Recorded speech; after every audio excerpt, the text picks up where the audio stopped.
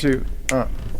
Welcome to the Clarinet Ninja Podcast. My name is Jay Haskler. As always, I'm doing my best to bring you the finest in clarinet information and entertainment.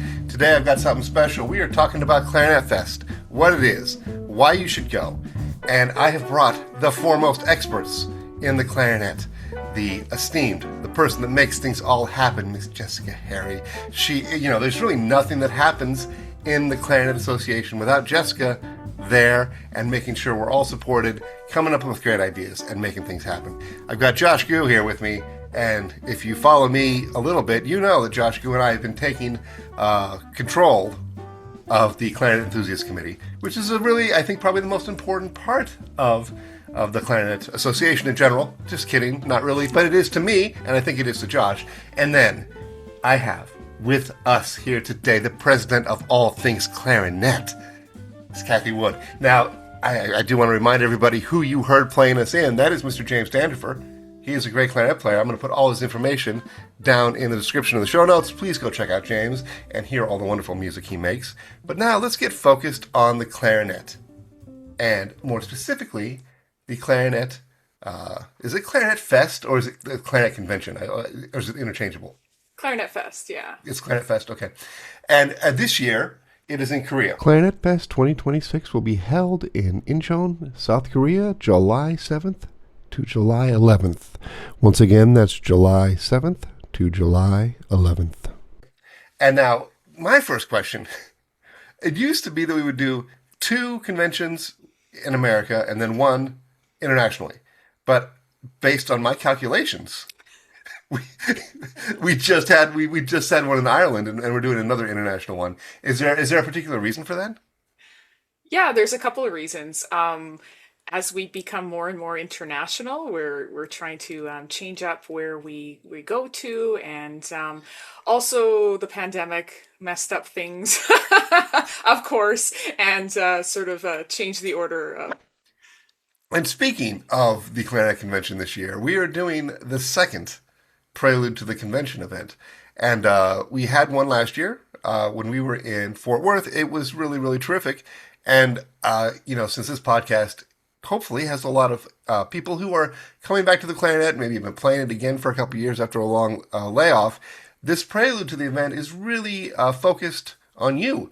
And you have the experts of the Enthusiast Committee right here. Josh, you and I have been working really hard to put this prelude event together.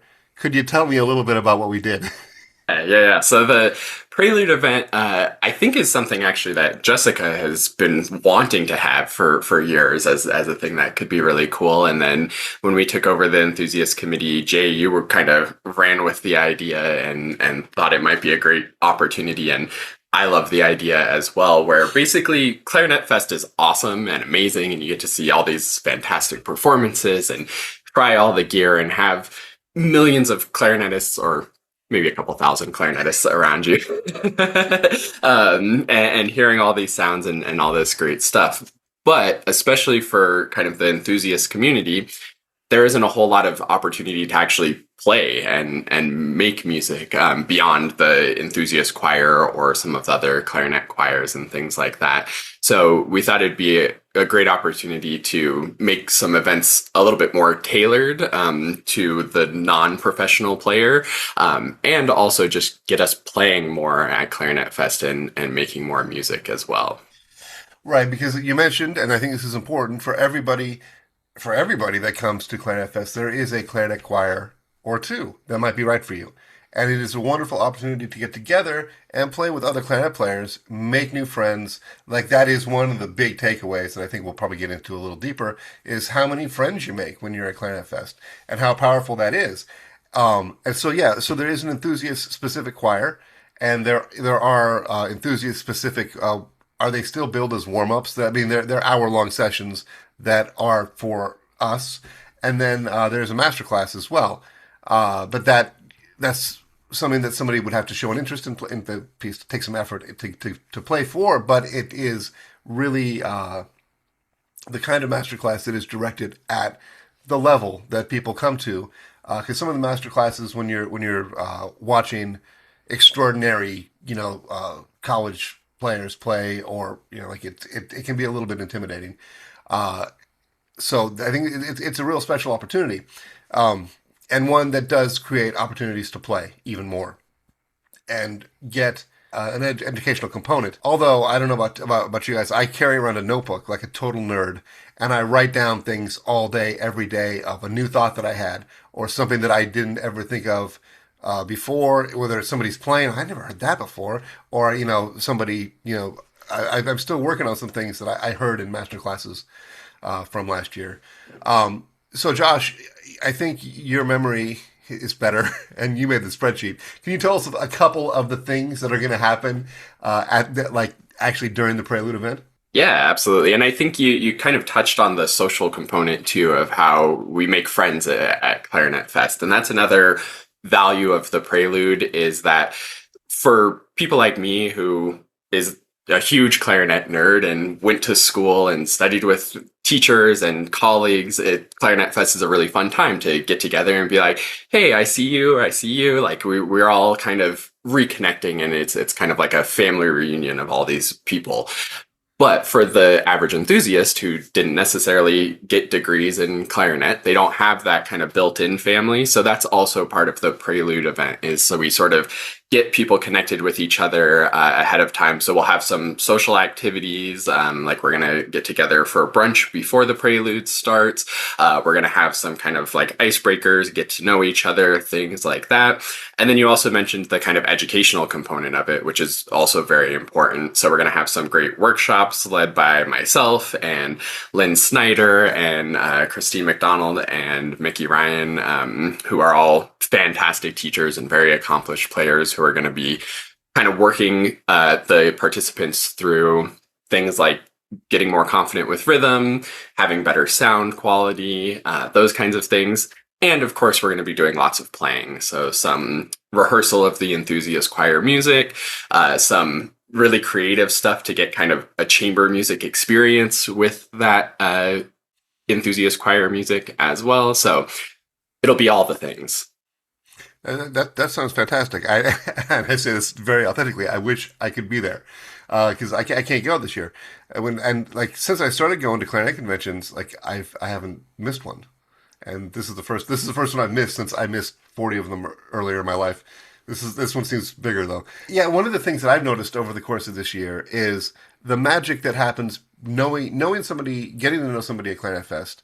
And we had the group chat from last year, and still every once in a while somebody puts something in it, and it's just so wonderful to have this sort of living document of what the people that we got to know are doing. And then when I see them on Facebook, it definitely makes the whole Facebook clarinet community come more alive too, and it makes me happy the experiences that we had, and really excited to see them the next opportunity that I get to see everybody. It's a pretty wonderful thing. And now my question is, let's say somebody's just heard this and they said, hey, that's for me. And I hope everybody that just heard this thought that. What do they do next? Jessica, what should they do next? Yeah, so you can go to the ICA website, and pretty clearly at the top of the page, you'll see a navigation menu that kind of goes the gamut across, but there's a tab that you're looking for called Events, and then you're going to drag down to the Clarinet Fest menu, which is at the very top, and you'll see the Prelude to Clarinet Fest Enthusiast Workshop page there in the navigation menu, and it'll give you details on what the schedule looks like, the cost of attending, and how you can register on that page, and all the links are provided there, as well as information about hotels, if you are still looking for a hotel, if you needed information about that. So you could also just email me. I'm happy to kind of walk you through that process if you need help with it. This event, as Jay mentioned, is super, super important to me because at this point in my career working for the ICA, I consider myself first and foremost to be an enthusiast, even though I was that college student playing in those hard master classes at one point in my life. This community is the most vital part of the ICA because it encourages any person to pick up a clarinet and love it and play it and be a part of something really, really, truly special, which is a music community like this. So, yeah, I hope you'll consider coming. I think this has been one of the best additions to the Clarinet Fest format in the last couple of years. And when I think about what's happened. I mean, I guess it was already happening, but the pandemic really pushed us. Was having so much of our lives happening like virtually, but also within that, if somebody you can get in touch with anybody you want to at any point in time, and I think it's a much more normal thing to be able to contact a famous clarinet player if you wanted to, but they're just standing around at the clarinet convention, and it's a pretty wonderful thing. Like no matter where you are, if like you just decide I'm going to buy a clarinet and I've never played, and I'm going to go to this thing, you can. There's people that you have seen on the internet and that you might be able to see as they pass through your town. Like it's a real nice way to connect the online world and real life in a way that's really, really organic and really special. Even up until the last day in Fort Worth, I was sitting there, and a headliner was sitting next to me. I'd never met them before, and like it's very weird. Like I've got social anxiety. I hope it's not obvious, but I do. And I was sitting there, and I was like, "Geez, should I say something? I really like this clarinet playing." So that I just decided to do it, and I said, "Hey, I think you're so and so," and I really enjoyed your performance, and then we had a nice conversation. And then he got in his cab and left. At least he said he got into his cab and left. He may have just been wanting to get away from a weirdo. I'm not entirely sure. But so you, Jessica, I notice that there's much light coming out of your window, which means Oh, you're in a different part of the world than us. And if my sources are accurate, which is Facebook, you're in Korea now because that's where you live. that's And correct. yeah, and so tell us a little bit about like the site that we're going to, and what's in store there in terms of outside of the Clarinet Convention. You step outside, and then you can do what? So we're not in Seoul, we're in Incheon, which is Right. airport city. And we are only 25 minutes from the airport. Public transit, as you can imagine here, is incredibly convenient. You can take a bus direct from the airport. You can ride the subway, which is super, both transportation means are super inexpensive. There's also cab ride that'll be about, I don't know, 40,000 won, which isn't much. It's like $28 or something like that from the airport if you have a lot to schlep with you. Our facility is the Songdo Convencia, which is a state-of-the-art convention center located in Songdo, Yeonsu, which is a suburb of Incheon. It is a brand new city and it is an international city. They consider it to be an international city, so it's a lot more accessible for businesses to operate in that area if they have English management, English speaking management. So it's a pretty easy city to get around. There are two major hotels. There's Oakwood Hotel and the Sheraton Grand Hotel. Both of those are five-star properties, but within that block there are tons of other accessibly priced hotels. There's a beautiful park called the Central Park that has a lake out front, and it's summertime, so there's little boats that you can rent and ride in that are like Cinderella carriages. It's just super, super picturesque. There's state-of-the-art shopping center. I don't know if that's not the right, a really fancy shopping center, the Hyundai department store, along with Triple Street, which is like a whole street full of restaurants that you can just explore and try. And one of the main reasons I wanted to live here was the food. So, you know, that's a place that I have visited very often in my time here. So it sounds to me like I got very fixated on this idea that somebody who's concerned about traveling international and not speaking the language, that's actually less of an issue in the city than many cities in Yeah, Korea. almost all of the signage that you're going to run into is available in both Korean and in English. And in many cases on the subway, especially in these larger metropolitan areas, the subway announcements are pronounced in Chinese, Japanese, Korean, and in English. And Oh, so it'll be much easier for you to navigate that. All of the signboards as well, like accessing buying train tickets and bus tickets, those are all available in those languages as well. There's concierge assistance at the airport, so if you're looking to get a bus and you need help, there's somebody that can help you there. And then, of course, since I've been living here just a couple months now, I've not gone anywhere without my phone. You can do an eSIM. You can also pick up a travel Wi-Fi at the airport with the counter staff and use translation software. And it works really well here, and people are familiar with using it. I had some medical things that I had to do, and I just had to go into the hospital and use my phone, and they were doing it before I even brought my phone out because they were Huh. like, I don't want to talk to this foreigner and try to figure out what they're trying to say. Let's just make sure that we can communicate adequately. So I think it's just a really accessible place. And honestly, Korean people are very modest and they all speak generally a good amount of English to get through some social interactions and are always, in my opinion, really helpful when you have a question about something. So, yeah. I mean, I think it's a beautiful place, and we haven't had the opportunity to be here. We had only one conference in 50 something years in Asia, and it was in Japan in 2005. And so, really, we want to bring this community of players back into our fold and expand our reach and most importantly, learn from them. There's so much pedagogy and great playing that is going on every single day in this country and all of Asia. And you're going to see and hear all of that be represented in this conference, which is just so exciting to me. Well, I'll just reiterate that I'm going to put the links that you need to register for the Clarinet Convention. And Jessica is always really kind in terms of responding to emails, and for that reason, she gets even more emails. I know that's how it works. That's how it works with me, or for me with Jessica. But here's what I want to know. So this is a difficult question to answer. I get that, and I'm looking at Jessica and Cathy specifically. Can you obviously not give us an entire rundown of everybody that's playing, but who are some headliners that we could expect to hear at the Clarinet Convention this year?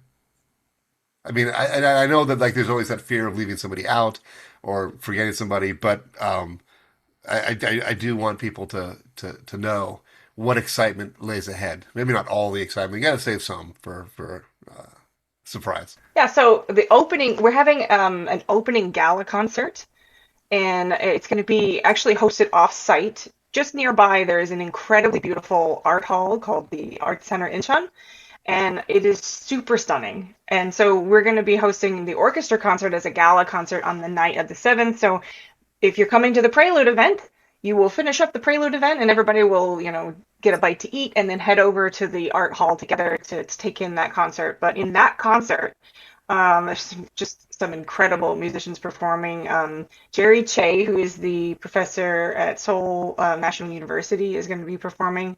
And one of my personal excitements about that concert in particular is there are two young Korean players that actually were both winners of our competition for high school students, and they're going to be playing a duo concerto on that performance. So I love seeing young players get the opportunity to be showcased, and they're high schoolers, but you would not know. They just sound like seasoned professionals and just gorgeous sound, beautiful people. So that's exciting. And then on the Jazz and Global night, personally excited about Kokoya.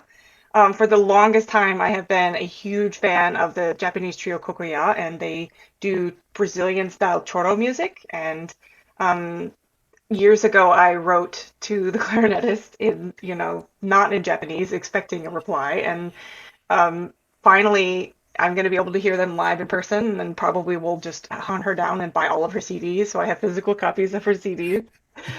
So that one is a big like childhood collegiate excited child memory that is going to be coming to fruition. And weirdly, they did music for an anime, and that was how I found their music. And I was like, oh, I just love this. It's so fun and engaging. And so then I just bought all of their music. So that's going to be on the jazz night, and they're also performing with Oriol Mares and his group, the Tao Quartet, and they are doing some fusion, which is really fun, and then Eiji Taniguchi-san, who's also playing on that. So it's just going to be a really fun, engaging night of global jazz music. So that's really fun. That's fantastic. Cathy probably has other people that she's looking forward to, but that's my really excited pitch. Will you call some people out, Cathy? I know you're essentially equally excited to hear everybody play, but if you had to pick one that was particularly special to you for any particular reason, who is it? Oh, the tough questions. I mean, Jessica named a lot of the headliners. I think I get really excited to hear the clarinet choirs too. There's something really wonderful about not just high level clarinet choir playing, but communities getting together. I always get really excited to hear some of these festival choirs. And being from Canada, I'm also excited for the Bass Clarinet Choir of Canada's playing on one of the headlining concerts too. But yeah, it's really hard to pick a favorite, Jay. That's the hardest question. I know. It's not, It's don't just, say favorite. It's not even a favorite. It's just like people Okay. who maybe you are following, I think. But well, she's right. We actually have a whole night of clarinet ensemble headliners, which is a really unique presentation. And there's just some incredible playing ensembles that we don't often have the opportunity to feature. Even our opening recital on Wednesday is the Seoul Clarinet Ensemble, and that group has been cool. together for years and years and years. So that's going to be a real treat for people. The Magic Clarinet Quartet is also coming, and they're just insanely good. Like just the I'm excited for them precision, too. Yeah. yeah, their precision is just so special to hear. So yeah, there's an article on the I, website for those that might be curious. It has like a full roster of artists that are programmed, and so you can kind of take a look. And we will have a grid schedule that's like a quick glance, and you can take a look at that to kind of plan out your day. Um, there's also a mobile app which we'll have, which is really convenient because you can take a look at the schedule as it is like bulk, and it's a lot to take in, but you can find the things that you truly want to do and like pick and put them into your own personal schedule, and it'll say, hey, you were wanting to go to this concert. Make sure you get there. It's in this room or whatever. It does all that for you, and it's also a good way to get in touch and connect with the people that you meet at the conference. well, that's one of the things that we do at the Prelude event is help people kind of figure out like what's here and how to navigate it. Because like my first clarinet convention, even as like a 50-year-old person, like I was like a child. Like there was so much happening. There was a lot of overwhelm. There's four things happening at a time. How do you sort it out? You can't go in there without a plan. I feel like it's like a sporting event. Like if you're playing the other team and you have no plan and no strategy, you're just going to get demolished. And like you're not going to have any idea what happened when you're over when it's over. But like so like one of the things that happens at the Prelude is we teach people how to use the app so that they can like not like budget time to hear people play, to hear master classes, to spend time, which we haven't even talked about yet, on the exhibition floor, because there is everything that's ever been made for the clarinet available all in the same room, which is really incredible, and the people that made them. Which is just as exciting. I mean, that's a really unusual experience. And then how do you fit that all in with getting enough sleep and going out to eat and making new friends and doing everything. I mean, like for me, the first 2 days, I'm strict on the schedule. I'm like, I'm going here, I'm going here, I'm going here, and then by the end of the week, I'm like, I'm so tired. Who can I hang out with now? I just want to stand around and BS for a little bit. I'm really happy with all my clarinet equipment right now, and so what I really want to do is go try a bunch It's a of good stuff thing that you're not to make coming me though. insecure. Yeah.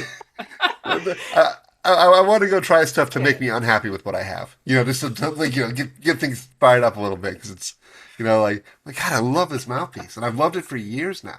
Like how, that's not really supposed to be part of the experience of playing the clarinet.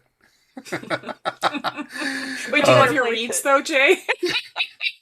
like this is a larger topic for not the podcast. I have found a reed that I love, and it's almost impossible to find more of them. I can't find them, and I'm angry about it.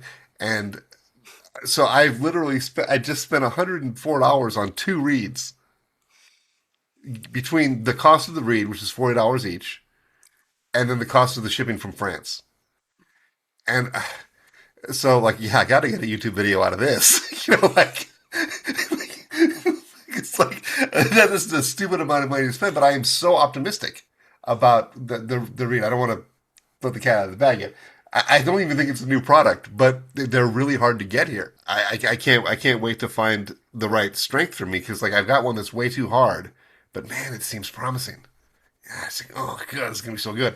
And I don't know, maybe they're gonna be at the convention because I emailed them and they did not email me back. So the next email will be, don't you know who I am? Which I'm sure will be ignored. I'd like to just like do a little thing like they do on big time podcasts. Kathy, give me your very favorite memory that you ever had at Clarinet Fest of any time you've ever been there? Oh, I mean, I think every Clarinet Fest has a lot of memories, but my first one definitely was just made such an impact. My teacher at the time took me with a friend, and we drove 30 hours, 33 hours from Winnipeg down to Oklahoma. And it was just mind blowing. I got to hear Julian Bliss's American debut. He was 11 at the time. I remember hearing Joseph Balog play some Hungarian folk music, and he played faster than I could almost hear. It just, and then just hearing different sounds from like carbonara, different countries, and just completely blew my mind. 8 a.m. till 11:30 p.m. Clarinet, I was young at the time. Clarinet, clarinet, clarinet. Yeah, it just I think the first one just had made such an impact, and I've been going ever since. Excellent. Jessica, what's the favorite memory of all the clarinet conventions you've been to? They probably get less and less. Now that you are so involved in organizing them, you probably have more memorable moments, but less fun memorable moments. Well, no, it's a different kind of experience for me now. And the things that really bring me joy are not going to be like as meticulous about hearing this person play or seeing this masterclass, because I don't really get to do those things as much as I would like. But obviously, my first experience at Clarinet Fest in 2006 Atlanta is my favorite. But I talked about that last time, and so I'm just scratching my brain. I think in Belgium in 2018, it was really truly a special ending with the fireworks on the beach with the clarinet choir playing.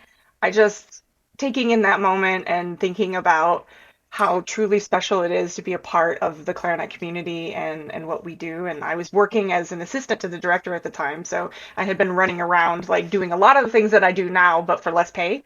So, no, but it was sort of the truly beautiful encapsulation to the end of that wonderful conference. And it made me realize that the conference itself is special and important in so many ways for so many musicians, but the people that you meet and the cultural exchange that takes place in these different places. And it goes back to that earlier question where you were like, why are we not in the US 2 years and then going to one international location?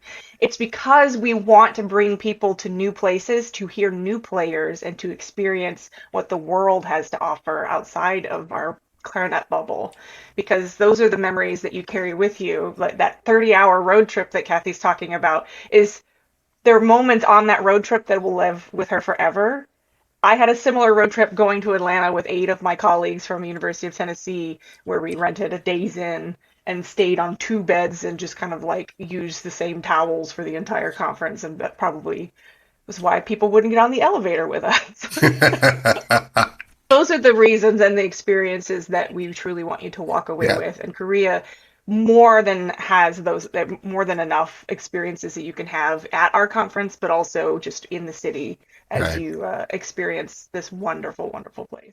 Well, Jessica, let me just be the first to say, you deserve a fresh towel every day at this year at the convention. And if it doesn't happen, I will be on the phone from Alaska, crushing skulls, as they say. Josh, give me a convention memory, if you would. Yeah, I think it's interesting because for me, it's also my first convention. And I think that's just such a testament to like how special Clarinet Fest is. And if you haven't been to one, you should be to one and come as soon as you can. Jay, was Denver your first Clarinet Fest? Yes. Yeah, Denver was also my first in 2023.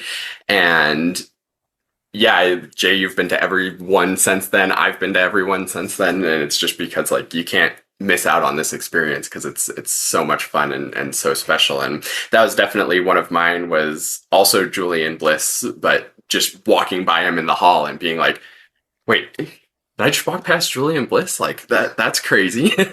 And then going into the vendor hall and seeing people like Michael Lowenstern and Maury Bakun and all of these people who I know and have seen, and having them come up and be like, hey, like you do the quick start clarinet thing and like, oh, it's great to see you and come try my stuff. And also having other people there be like, oh, I've seen your videos and it was so helpful is really special to, again, have that in-person connection, because it's awesome having the YouTube comments and replying there, but then actually seeing somebody in person who's like, I'm here and doing this thing and you helped me with X, Y, or Z is really, really special. And I will throw out one specific one that just kind of came up again recently at Denver on the jazz night, was hearing Virginia McDonald, who I didn't know at all before that. Yeah. And she's amazing. And I'm still to this day, like, she does this thing that's like, it's a gliss bend thing, but sounds so much like bending a string on a guitar or something like that. And I still have not been able to figure out how to do it, but am listening to her playing all the time still to be like, man, how does she make the clarinet sound like that? Well, let me just say, Virginia at least is living part-time in New York now. And, you guys know that, like, what I'm like when I decide I want to do something. So I bugged her until she would be on the podcast with me. And then I invited myself over to her house. And I'm now editing that podcast because she has an album coming, a brand new album coming out at the end of the week that we are recording this. It will be the end of May. And then my podcast with her is coming out the following Monday. And what you're talking about with that pitch bending, like, she was so amenable and articulate in talking about her conception of the clarinet and where it came from. It makes all of it come out, and like it kind of makes sense. Like, because there's a way that she plays the clarinet that is very, like, in the most honest version of the word, unique, and she's able to pinpoint where that comes from, and it's super interesting. And she is an absolute delight. And yeah, so I'm excited to have that coming out. So yeah, and it's funny when you're talking about people recognizing you. Like, to me, like, meeting people in person is such an interesting thing, right? Because we all have parasocial relationships with people, and they have them with us, if we have an online presence. And so, like, I remember I was sitting on the bus where we were going from one place to the other in the Denver thing, and I was going to the Enthusiast warm-up, so it made sense. Michelle Anderson's on the bus, and I'm like, oh my God, that's Michelle Anderson. And it turns out she's just as nice as she seems online, right? But I'd never spoken to her, and it is, and this goes for everybody at any point in the world. If you ever see me walking around and you say, "Hey, you're the Clarinet Ninja," you are my best friend. Like, I love being. The idea that I have done anything to bring anything good to anybody's life just sends me over the moon. So, like, that is something for me at ClarinetFest too that I can very much associate with. So all that is awaiting everybody that loves the clarinet at ClarinetFest. And thank you to everybody that has come here to talk to me about this, because I could do this myself, but it would be 4 times as hard and 1/4 as good if it weren't for you. Listen, if you are interested in Quick Start Clarinet, I'll put that link down in the description, although they could be considered a competitor to the Clarinet Ninja Dojo, which will also be in the description. Cathy Wood, do you have anything any links you want me to put? Do you have a website I can put down there? It's all right. No. No. Well, then I will. Yeah. No, it's not all right. I'll find it whether you want me to or not. and Jessica, I'm just going to put your email down there so people can just email you every question they have. So anyway, thanks for listening to the Clarinet Ninja podcast. As always, if you are interested in getting better at the clarinet and doing it as fast as you can, and you are an adult who's coming back or just getting started, check out the Clarinet Ninja Dojo. Or you can check out Quick Start Clarinet too. It's very good. It's very good. Okay, and thank you, Cathy. Thank you, Josh. Thank you, Jessica. And we'll see you next time on the podcast. Thanks for having us. Yeah, thanks, Jay. You guys are the best.